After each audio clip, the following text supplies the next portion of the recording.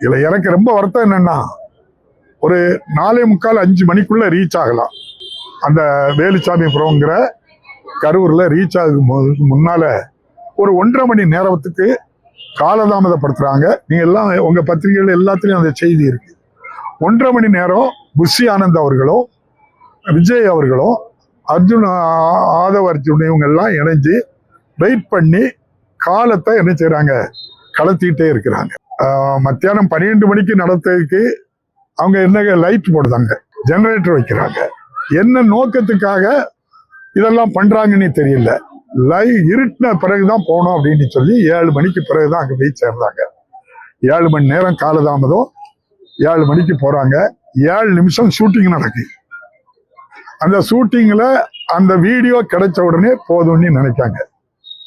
5வது நிமிஷத்திலே மயங்கி முன்னுக்கு விழுதாங்க. விஜய்க்கு தெரியுது. உடனே ஆம்புலன்ஸை வர சொல்லி விஜய் சொல்றது வீடியோல தெரியுது. அவங்க ஒரு பரபரப்பு ஏற்படுது.